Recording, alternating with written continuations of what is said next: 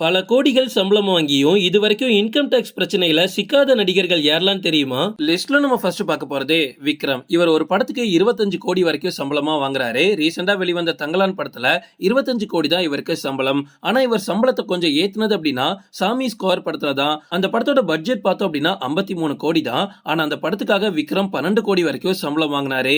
அந்த டைம்ல தான் விக்ரம் அவரோட சம்பளத்தை கொஞ்சமா ஏத்துறாரு. அதுக்கப்புறமா படத்தோட பட்ஜெட்டுக்கு ஏற்ப ஒவ்வொரு படத்துலயும் சம்பளத்தை மாத்திக்கிறாரு. இதுவரைக்கும் இவர் இன்கம் டாக்ஸ் எல்லாம் கரெக்டா கட்டியிருக்காரு. இதுவரைக்கும் விக்ரம எத்தனையோ வாட்டி மானிட்டர் பண்ணி பார்த்திருக்காங்களாம். ஆனா அவர் ஒரு வாட்டி கூட டாக்ஸ் கட்டாம விட்டதே கிடையாதாம். லிஸ்ட்ல நம்ம அடுத்து பார்க்க போறது அஜித். அஜித் இப்போ ஒரு படத்துக்கு 165 கோடி வரைக்கும் சம்பளமா வாங்குறாரு. கடைசியா அவர் நடிச்சு முடிச்ச குட் பை அக்லி படத்துக்காக 165 கோடி சம்பளம் வாங்கினாரு. அதுக்கு முன்னாடி வரைக்கும் 105 கோடி தான். விடாமுயற்சியில அவரோட சம்பளம் 105 கோடி தான்.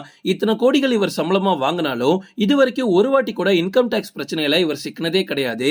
அந்த அளவுக்கு இவருக்கு எவ்வளவு வருமானம் வருது, அது என்னென்ன செலவுகள் ஆகுது, கவர்மெண்ட் சொல்லக்கூடிய டாக்ஸ் எவ்வளவு, இது எல்லாமே அவர் பக்காவா மேனேஜ் பண்ணிட்டு வராரு. இது வரைக்கும் டாக்ஸ் கட்டாம அவர் ஃப்ராட் பண்ணதே கிடையாது. கவர்மெண்ட் சொல்லக்கூடிய விஷயங்களை அவ்வளவு ஸ்ட்ரிக்ட்டா ஃபாலோ பண்ணிட்டு வராரு. ஒரு பக்காவான சிட்டிசனா இருக்கணும் அப்படின்னா அஜித்தோட உயர்ந்த எண்ணமா இருக்கு. அது மட்டும் இல்ல, எங்க கிட்ட இருந்து பிடிக்கக்கூடிய டாக்ஸ ஒரு நியாயமான முறையில நீங்க பயன்படுத்த வேணும் அப்படின்ற கோரிக்கையும் அப்பப்போ அஜித் அரசாங்கத்துக்கிட்ட வச்சிட்டு இருக்காராம். லிஸ்ட்ல நம்ம அடுத்து பார்க்க போறது விஜய் சேதுபதி. விஜய் சேதுபதியோட படங்களுக்கு மேக்சிமம் எப்பவுமே டிமாண்ட் இருக்கும் அப்படின்னு சொல்லலாம். அதனால ஷூட்டிங்ல இப்பெல்லாம் மனுஷன் பயங்கர பிஸியா இருக்காரு.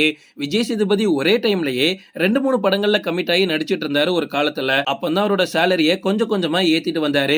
இப்ப விஜய் சேதுபதி ஒரு படத்துக்கு 15 கோடி வரைக்கும் சம்பளமா வாங்கிட்டு இருக்காரு. ஒரு படம் ஹிட் ஆச்சு அப்படின்னா அடுத்த படத்துல இவரோட சேலரிய கொஞ்சம் ஏத்து வரான். ஒருவேளை படம் ஃபிளாப் ஆயிடுச்சு அப்படின்னா அடுத்த படத்துல இவரோட சேலரிய கொஞ்சம் குறைச்சுக்கு வரான்.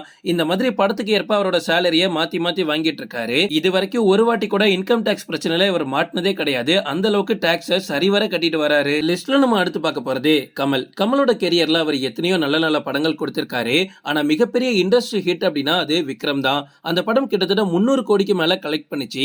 அந்த படத்துக்கு அப்புறமா தான் இவர் அவரோட சேலரிய 130 கோடியா அதிகரிச்சிருக்காரு. கமலஹாசனோட படங்களை மேக்சிமம் அவரே தான் ப்ரொடியூஸ் பண்ணுவாரு. சோ லாபமோ நஷ்டமோ எல்லாமே அவருக்கு தான். விக்ரம் படம் அவருக்கு மிகப்பெரிய லாபத்தை கொடுத்துச்சு. அந்த டைம்ல இன்கம் டாக்ஸ் ரைட் வந்து கமலஹாசனோட வீட்டுல நடந்துச்சு. பட் அவர் எல்லாத்தையுமே சரிவர வச்சிருந்ததுனால எந்த ஒரு பிரச்சனையும் இல்ல அப்படின்னு வருமானத்துறையே அவரை பாராட்டிட்டு போனாங்க. இது நியூஸ்ல எல்லாம் வந்துச்சு. அந்த அளவுக்கு அவர் வாங்கக்கூடிய சம்பளத்தையும் சம்பாதிக்கக்கூடிய பணத்தையும் கரெக்டா இன்கம் டாக்ஸ் கிட்ட கணக்கு காட்டிட்டு வராரு. இது வரைக்கும் ஒரு வருஷம் கூட அவர் டாக்ஸ் கட்ட மிஸ் பண்ணதே கிடையாதான். லிஸ்ட்ல நம்ம அடுத்து பார்க்க போறது அர்ஜுன். அர்ஜுன் அவரோட ஆரம்ப காலகட்டத்துல நம்ம தமிழ் சினிமாவில அதிக சம்பளம் வாங்கக்கூடிய நடிகர்கள்ல ஒருத்தரா இருந்துட்டு வந்தாரு.